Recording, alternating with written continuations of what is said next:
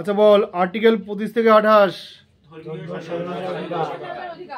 ধর্মীয় স্বাধীনতার অধিকার। আর্টিকেল 25 ধর্ম প্রচার ও ধর্ম পালন। আর্টিকেল 26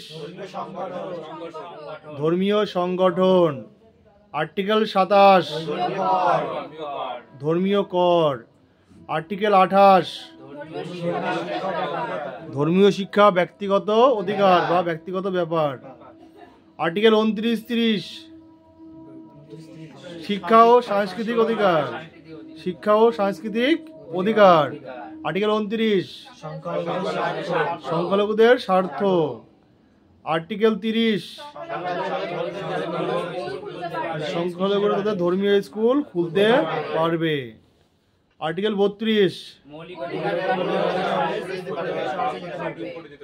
মৌলিক অধিকার ক্ষুণ্ণ হলে সরাসরি সুপ্রিম কোর্টে যেতে পারবে। আর্টিকেল 32। আচ্ছা, আর্টিকেল 226 অনুসারে কি?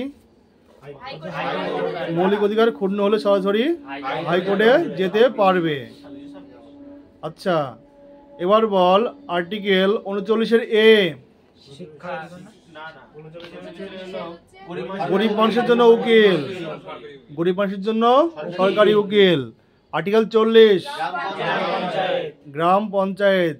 আর্টিকেল 41 শিক্ষা ও কাজের অধিকার, না কাজের অধিকার, কাজের অধিকার, শিক্ষা না। আচ্ছা, article 44 uniform civil code. Article 45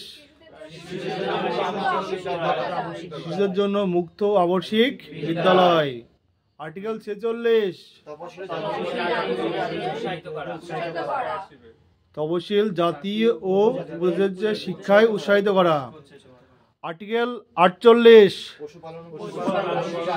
পশুপালন ও কৃষিকাজ। আর্টিকেল 48 এ পরিবেশ। আর্টিকেল 49